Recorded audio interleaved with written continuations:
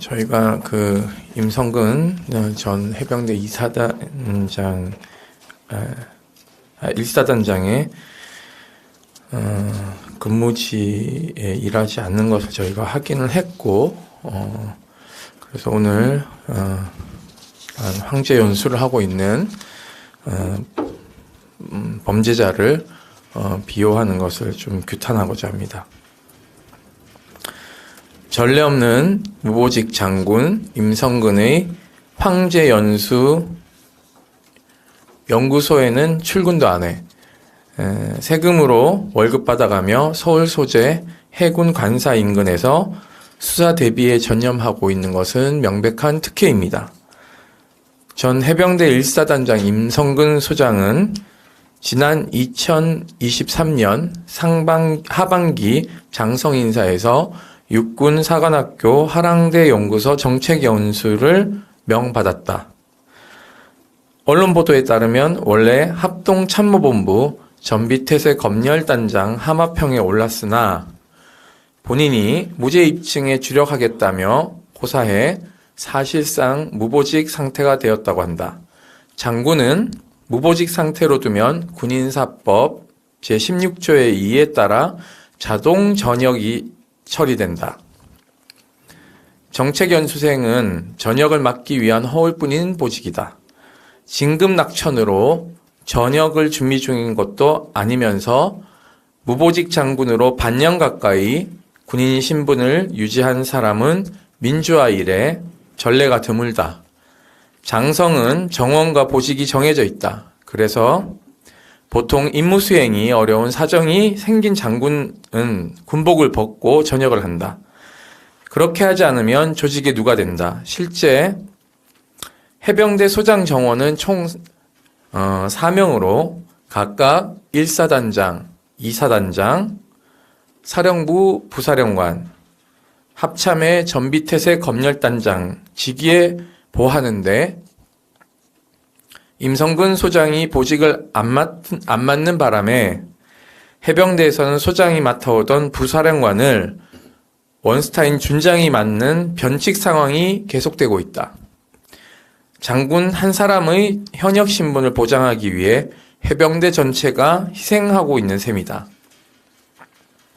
이처럼 현역 군인이 수사에 대비한다는 이유로 임명권자가 주는 보직을 사양하고 무보직이나 다름없는 정책연수생 신분을 받아낸 사실은 그 자체로 기괴한 특례라 해도 과언이 아니다.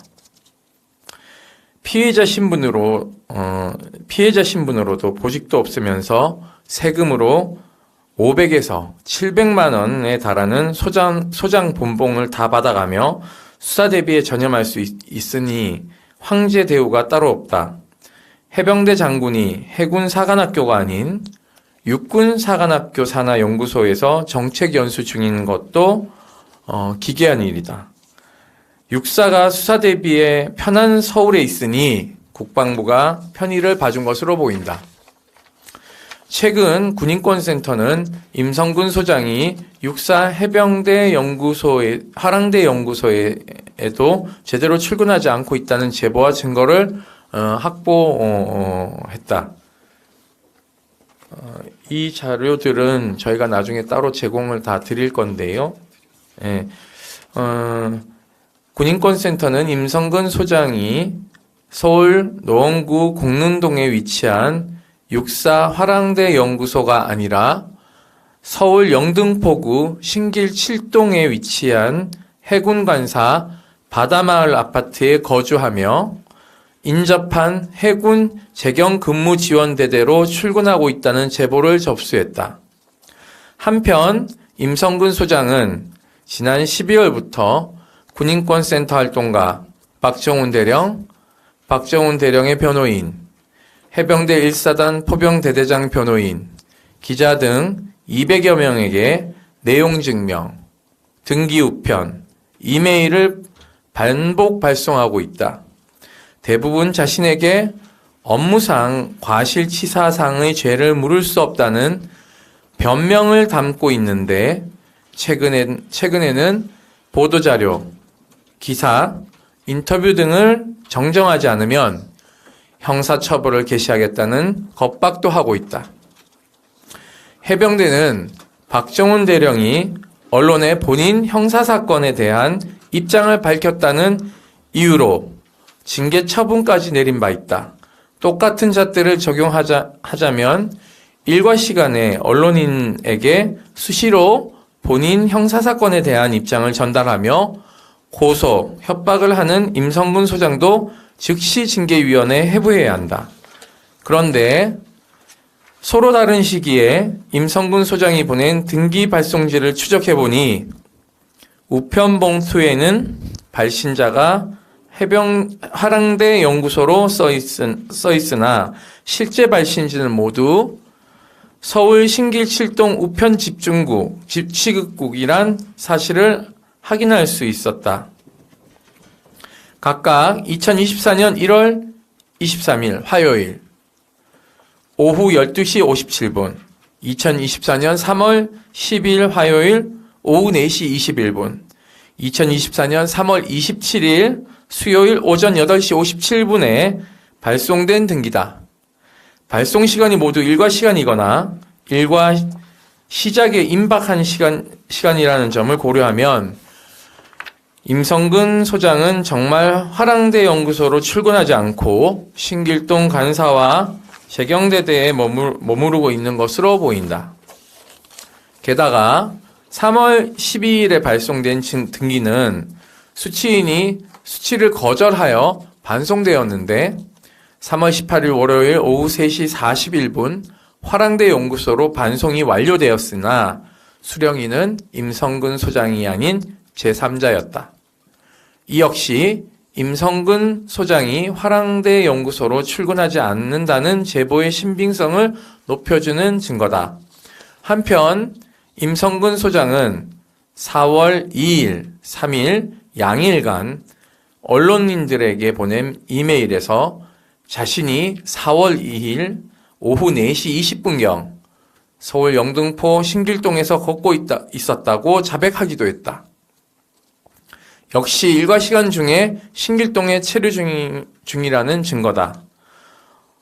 허울뿐이라지만 정책연수도 엄연히 법령에 근거하고 있는 임무다. 군인사법 시행령 제14조 3은 장성급 장교가 갈 수 있는 보직으로 국내외 교육기관이나 연수기관에 연수 및 교육을 위하여 파견되는 직위를 명시하고 있다. 연수 및 교육을 받는 것이 정책연수생의 임무라는 뜻이다.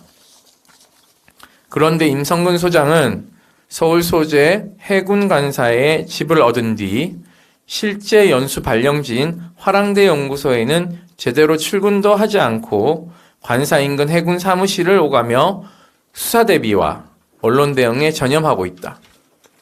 국방부가 본인 무죄 논리를 개발하라고 정책 연수를 보냈을 리는 없을 텐데 그곳에서 무엇을 연구하고 있는지, 무슨 과업을 부여받았는지, 어떤 성과를 내고 있는지 궁금할 따름이다. 임성근 소장은 무보직 장군이라는 초유의 특혜를 누리며 서울에 관사까지 얻고 지정된 연구기관에 출근도 하지 않는 황제 연수 중이다.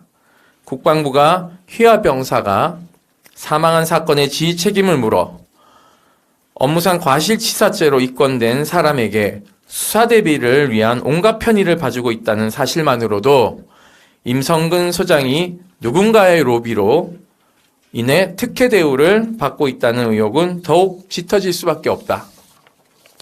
임성근 소장의 업무상 과실치상 사건 수사는 감감무소식이다.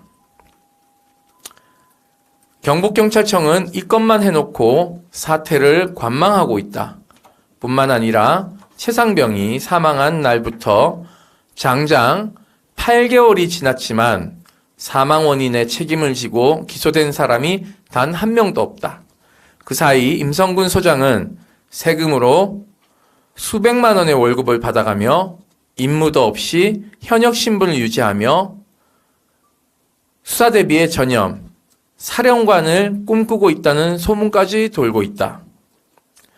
군 일각에서는 대통령이 2024년 상반기 정기 장성 인사에서 임성근 소장을 차기 해병대 사령관으로 임명하려는 것이 아니냐는 우려가 제기되고 있다.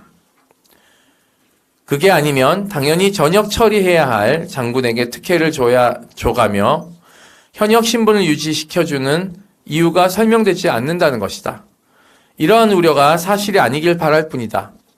국회는 즉시 국정조사를 통해 임성근 소장이 정책연수 실태를 파악하고 국방부는 황제연수 특혜를 즉시 중단하고 임성근 소장을 전역시켜야 한다.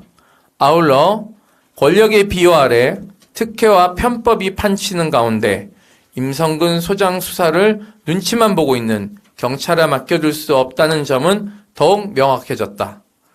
최상병 사망 원인의 책임을 성역 없이 수사하기 위해 국회가 신속 안건 처리로 본회의에 부의된 최상병 사망사건 특검법을 조속히 통과시킬 것을 촉구한다.